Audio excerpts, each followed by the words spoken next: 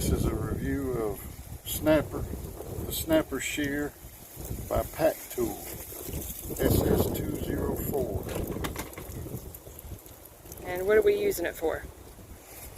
Using it to cut hardy plank, hardboard, concrete side.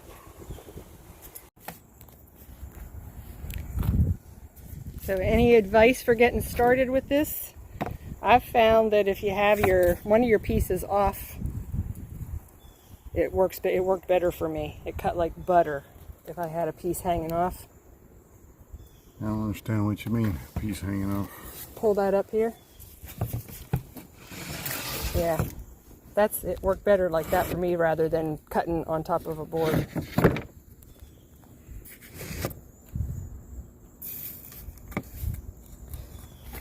So what you gotta do,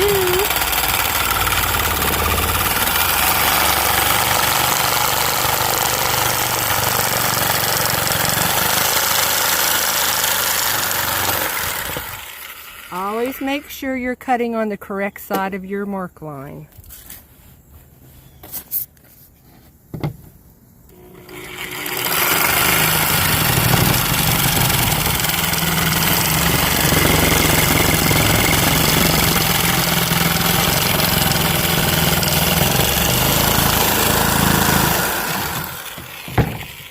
Didn't you think that it cut better hanging? Mm-hmm. Yeah.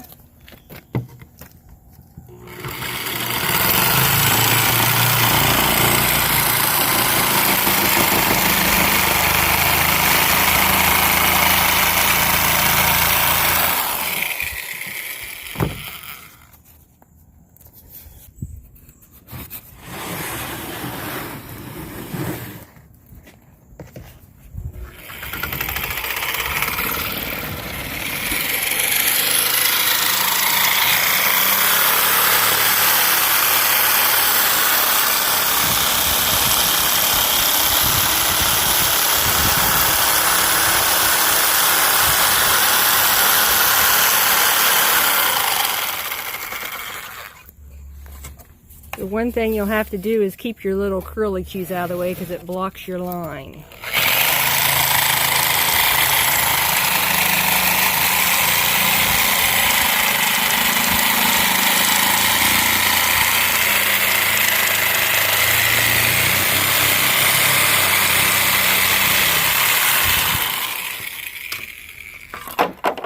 So out of 5 stars, what do you give this baby? This gets 5 stars. Think it gets 5 stars? Yep. It definitely made life a lot easier hanging the... And it's a lot easier than breathing that dust, messing with that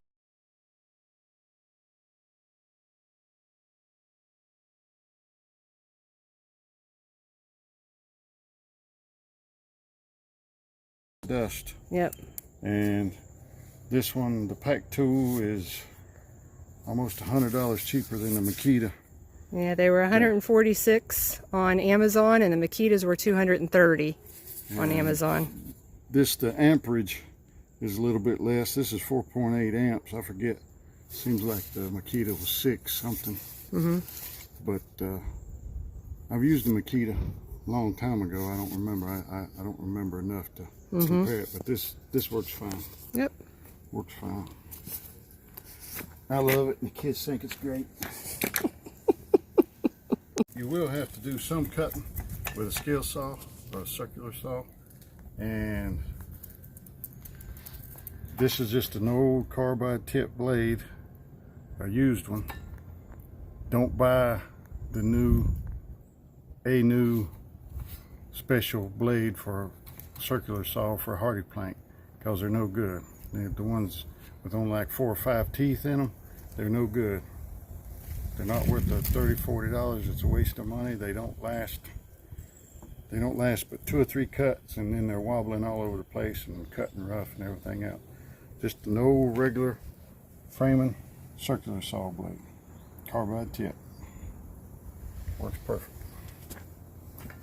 So a woman's review of the Snapper Shear fiber cement snipper. It's very heavy. How much do you think this weighs? I would guess like 4 or 5 pounds. Yeah, it's very heavy. So I don't have quite the strength that Todd has to be able to do it. And the other thing that I noticed is where the trigger is where you have to hold it and balance it. So when I'm trying to balance it, because it's real heavy here, so it pulls it forward for me, so I automatically hit the trigger. So that's one of the downfalls for me. And when you're cutting, you want to make sure you have your whole plate square, flat on your board. And what I found is if I start it before it actually starts cutting, it sort of self-levels. But again, you want to make sure that you're cutting on the correct side of the line. So I've got myself lined up, and you have to line it up just a little outside the line because the blade that actually cuts is probably what, about a 1/16 or an 1/8 away from the actual line that you're cutting on.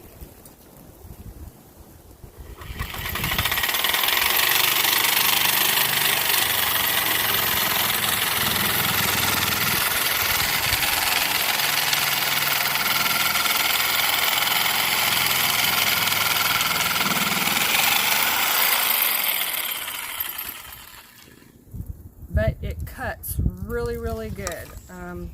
If you force it, it's gonna vibrate all over the place, and you're gonna get a really